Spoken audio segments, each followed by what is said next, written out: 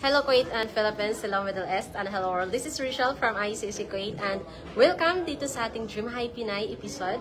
And yung word for the day natin ngayon is lahat tayo is nangangarap na maging mas maganda pa yung kinabukasan natin. So, paano ba natin gagawin na mas maganda pa yung opportunities na darating sa atin? Of course, sisimulan po natin yan sa sarili natin. Sa pag-enhance ng skills, sa pag-improve, pag-develop ng professional qualifications natin, of course. And of course, dito sa ICSA, tutulungan po namin kayo na maging isang kwalipikado sa lahat ng antas or sa anumang work na gusto ninyong papasokin. So dito sa ICSA, meron kaming computer secretarial course which is, ito yung napaka-in-demand talaga sa ngayon. Kasi lahat ng mga company, lahat ng mga employers is naghahanap sila ng empleyado na marunong sa modernong teknolohiya. And alam naman talaga natin ngayon, sa panahon ngayon actually, is lahat na is computerized na ang lahat. Okay, so nandyan na si Artificial Intelligence. Ang kagandahan dito sa aming Computer Secretarial Training course kasi free na yung Artificial Intelligence training natin na which is napaka-in-demand na sa ngayon. Lahat halos gumagamit na ng AI.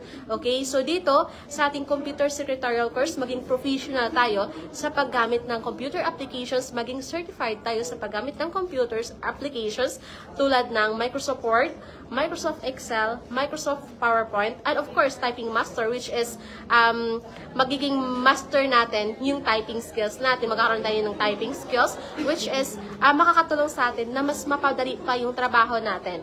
And of course, Windows 11 and digital literacy. So, dito sa ICSA, ang kagandahan dito sa ating Computer Secretarial Training course kasi flexible yung schedule ng klase. So, anytime na available tayo is pwede po tayong mag-join dito sa ating Computer Secretarial course. Pwede po tayong mag 2 times a week or 3 times a week, 2 hours every class session.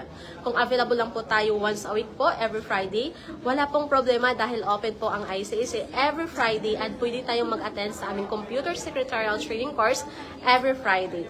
So, gawin po natin na maging productive yung ating day off, mag-enhance po tayo ng skills na which is makakatulong sa atin na magkaroon tayo ng mas magandang oportunidad.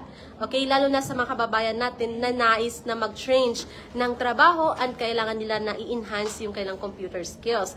Kasi iba pa rin kung tayo is merong skills na magagamit natin in the future. Once meron ng opportunity na darating sa atin, so equipped na tayo. Meron, certified na tayo, meron tayong knowledge, meron na tayong kumbaga certificate to prove na tayo is certified na sa paggamit ng computer applications. Kasi isa yan sa mga kailanganin natin kung tayo is magtrabaho sa opisina. Lalo na kung ikaw is nangangarap na magtrabaho bilang isang reception, admin staff, marketing staff, or data encoder, document controller, or even though if ikaw is manager or supervisor.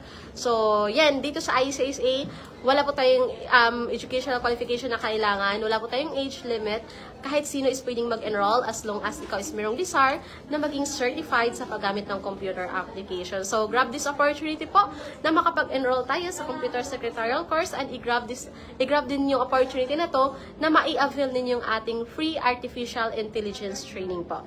So, ano pang hinahantay natin? Ayan, so mag-enroll na tayo. Mag-message naman po kayo sa aming WhatsApp number +965 99302850. Ako po muli si Ms. Rachel, ang nagsasabing ICSA, your partner in success. Thank you po. Hanggang sa muli dito sa ating live update.